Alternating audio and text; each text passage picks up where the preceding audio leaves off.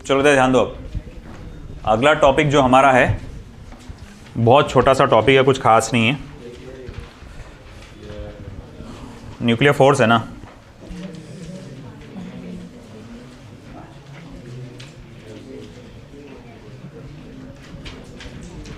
चलिए तो 13.5 nuclear force. ठीक है, न्यूक्लियर फोर्स को डिस्क्राइब करने के लिए मैं एक ग्राफ का इस्तेमाल करूंगा। ठीक है,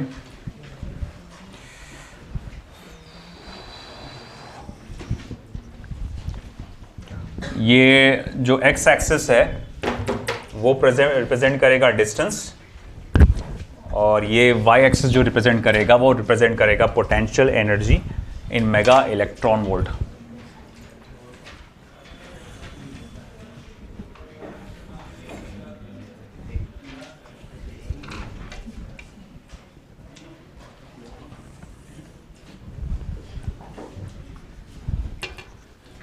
ये पोटेंशियल एनर्जी रहेगी इन मेगा इलेक्ट्रॉन वोल्ट, और एक्स एक्सिस पे जो है वो रहेगा डिस्टेंस रह जाएगा, और ये डिस्टेंस रहेगा फेम्टोमीटर्स में। इसकी दो पीक वैल्यूज मैं डिसाइड कर लेता हूँ। जैसा कि मान लो ये 100 एक है, पीक वैल्यूज तो नहीं बोलूँगा, जस्ट एक वैल्यूज है 100 electron volt minus 100 electron volt. Okay, और ये ग्राफ जो जाएगा कुछ इस तरह से जाएगा, यहाँ से ऐसा जाके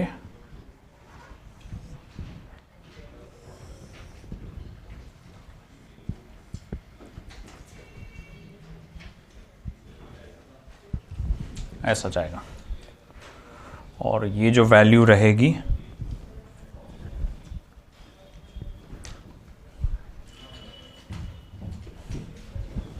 this is around 1, this is around 2, and it will be further. अब देखो यहाँ पर सबसे पहले आपको याद होगा न्यूक्लियर फोर्स के बारे में थोड़ा हमको बहुत इंट्रोडक्शन पता चला था बाइंडिंग एनर्जी पर न्यूक्लियॉन के ग्राफ से। If you remember, binding energy पर न्यूक्लियॉन का ग्राफ आपने नोटिस किया था कि अगर लाइटर न्यूक्लियर दोनों फ्यूज होते हैं तो वो लाइटर न्यूक्लियर फ्यूज होते हैं तो वो क्या बन जाते हैं, आपका एक हैवी न्यूक्लियर बन जाता है, स्टेबल न्यूक्लियर बन जाता है, हैवी जो थोड़ा होता है। और इवन आपने ये भी देखा था जो हैवी न्यूक्लियर अगर ब्रेक होते हैं तो वो भी क्या है, स्टेबल न्यूक्लियर में कन्वर्ट हो जाता है। और ऐसे कई सारी चीज़ें देखे थे जिसमें से कुछ इंपॉर्टेंट फैक्टर्स भी देखे थे आपने। वो याद है, एक रीजन आया था जिसमें हमको लगा था कि आपकी जो बाइंडिंग एनर्जी पर न्यूक्लियॉन है ऑलमोस्ट कैसी है, कॉन्स्टेंट है। और उससे ये बात साबित हुई थी, कुछ बातें साबित हुई थी कि देखो पहले तो बाइंडिंग एनर्जी पर न्यूक्लियॉन की वैल्यू काफ़ी ज़्यादा आ रही है, मेगा इलेक्ट्रॉन वोल्ट में आ रही है। ये बाइंडिंग एनर्जी मतलब पकड़ के रखने वाली एनर्जी जिसको हम लोग कहेंगे। तो इससे ये साबित होता है कि भैया यहाँ कोई तो भी फोर्स है इनके बीच में जो बहुत ज़्यादा है, इनके कूलम्स फोर्स से भी बहुत ज़्यादा ताकतवर है। एक बात साबित हुई थी। दूसरी बात ये भी पता चली थी कि ये जो भी फोर्स है ये बहुत ज़्यादा शॉर्ट रेंज फोर्स है ना। अगर आपने वो ऑब्जर्वेशन में कंक्लूजन में पढ़े होंगे तो आई थिंक ये पहला या दूसरा कंक्लूजन था, है ना। एक तो रेंज के बारे में पता चला था और उसमें हमने ये कहा था कि ये जो भी फोर्स होगा पहले तो बहुत ज़्यादा स्ट्रांग होगा क्योंकि इसकी बाइंडिंग एनर्जी पर न्यूक्लियॉन की वैल्यू बहुत ज़्यादा है। बाइंडिंग एनर्जी पर न्यूक्लियॉन क्या होता है कि एक इलेक्ट्रॉन को छुड़ाने के लिए कितनी एनर्जी लगी। अब अगर मान लो मुश्तबा ने किसी चीज़ मतलब पेन को बहुत तेज़ी ऐसा कस के पकड़ के रखा है ना, तो उस पेन को ऐसा छुड़ाने के लिए मुझे ज़्यादा एनर्जी लगेंगी ना, तो इसकी जो बाइंडिंग एनर्जी जो उसने ऐसा पकड़ के रखा वो बहुत ज़्यादा है। तो भाई हम वही बात कर रहे हैं कि बाइंडिंग एनर्जी पर न्यूक्लियॉन की वैल्यू बहुत ज़्यादा है, मतलब जो फोर्स है उनके बीच में यानी न्यूक्लियॉन्स के बीच में जो फोर्स है वो बहुत ज़्यादा स्ट्रांग है और वो बहुत ज़्यादा शॉर्ट रेंज है। क्योंकि हमने देखा कि कितना ज़्यादा मास नंबर बढ़ गया है ना। आपने देखा होगा वो आयरन का सबसे ज़्यादा बाइंडिंग एनर्जी पर न्यूक्लियॉन की वैल्यू थी, उसके बाद भी कितना ज़्यादा मास नंबर बढ़ते जा रहा था, मगर फिर भी बाइंडिंग एनर्जी पर न्यूक्लियॉन की वैल्यू ऑलमोस्ट क्या थी, कांस्टेंट थी। तो इससे ये साबित हुआ कि भैया ये मास नंबर बढ़ाने से कोई खास फर्क नहीं पड़ रहा, उल्टा हल्का सा कम हो रहा। हल्का सा कम क्यों हो रहा था, वो कूलम्स फोर्स की वजह से कम हो रहा था। तो ये सारी चीज़ें हम लोग ने पढ़े। तो फिर बोला गया अच्छा ठीक है, जो फोर्स इन न्यूक्लियॉन्स के बीच में है, अंडर द न्यूक्लियस, न्यूक्लियस के अंदर, इनसाइड द न्यूक्लियस, वो जो न्यूक्लियॉन्स के बीच में जो फोर्स है उसको नाम दिया जाएगा न्यूक्लियर फोर्स। उसको नाम क्या दिया जाएगा? Nuclear force.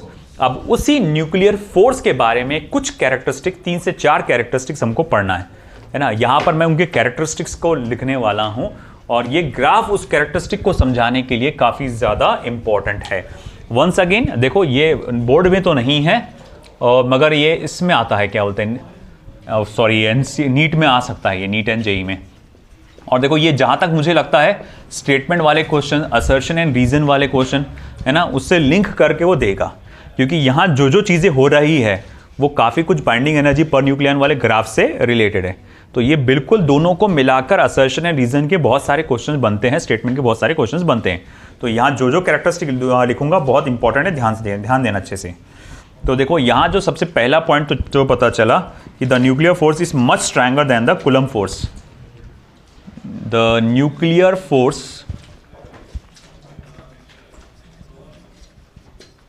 is much stronger than the Coulomb's force। बोले ऐसा कैसा? देखो ना, Coulomb's force तो क्या कर रहा है? न्यूक्लियॉन्स को रिपेल कर रहा है, प्रोटॉन प्रोटॉन्स को क्या कर रहा है? रिपेल कर रहा है। और न्यूक्लियर फोर्स क्या बोल रहा है? नहीं, उनको बांध के रख रहा है, अट्रैक्ट करके रख रहा है ना। तो न्यूक्लियर फोर्स जो है बहुत ज़्यादा पावरफुल है आपके कूलम्ब्स फोर्स से। इवन ये तो मतलब तुम्हारा कहा जाएगा ग्रेविटेशनल फोर्स तो हाइज का सबसे वीकेस्ट फोर्स है, तो उसको नहीं बोले तो ज़्यादा अच्छा है, उसकी इज्जत बेइज्जती हो जाएगी ज़बरदस्ती बेचारेगी, तो है ना। तो यहाँ पर हम लोग कहेंगे कि ये सबसे ज़्यादा स्ट्रॉन्गेस्ट फोर्स है। दूसरा, the nuclear force falls rapidly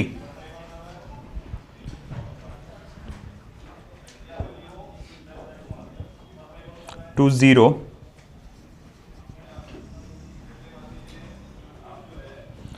as their distance is more than a few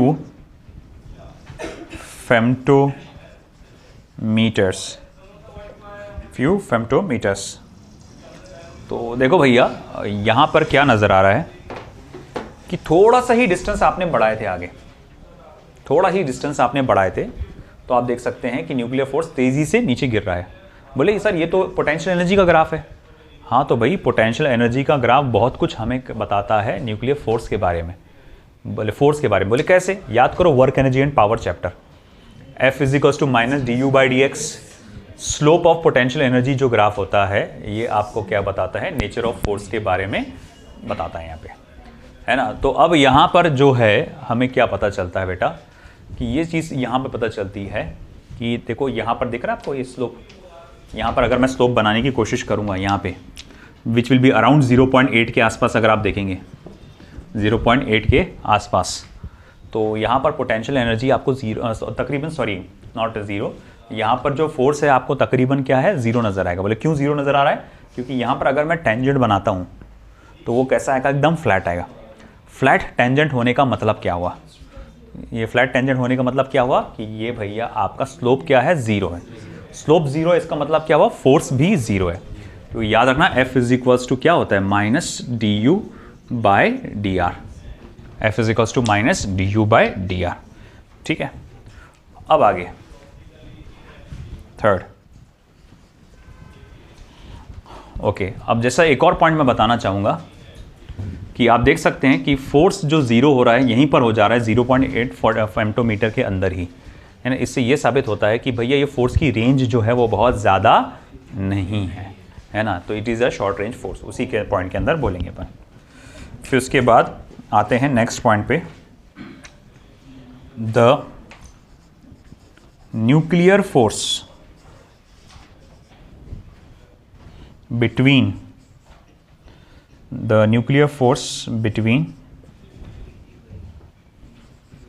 neutron comma proton neutron and proton are same. Proton are same, that is nuclear force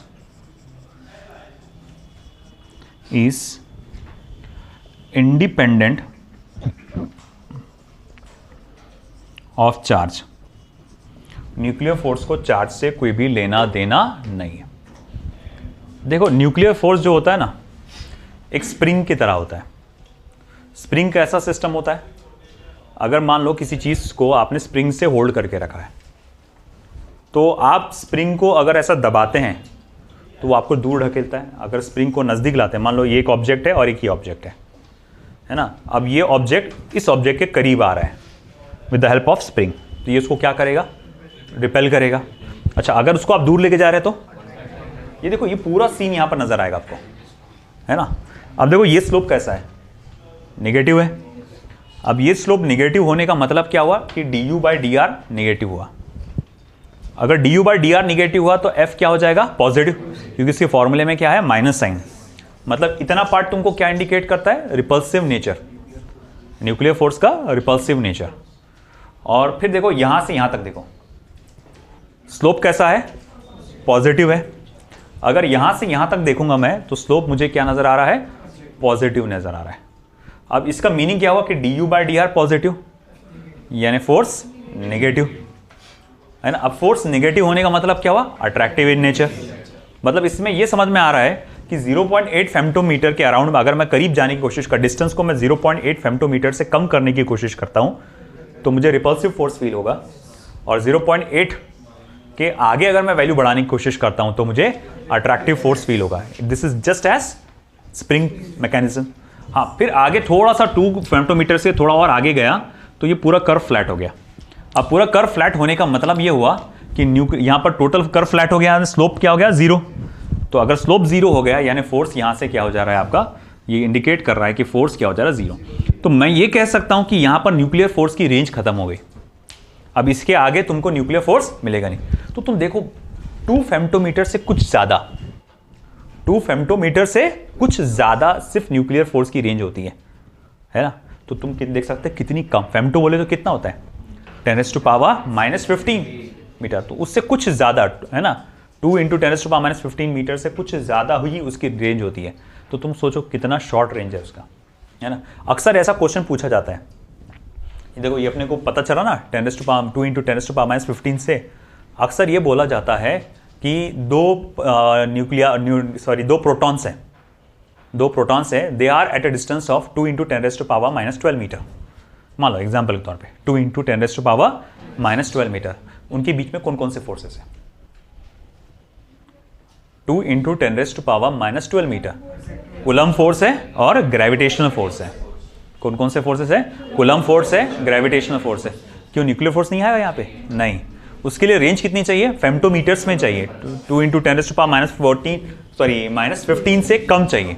अब अगर मैंने ऐसा बोल दिया कि भाई देखो 1.2 × 10⁻15 है ना, 2 प्रोटॉन्स के बीच में का डिस्टेंस कितना है, 1.2 × 10⁻15।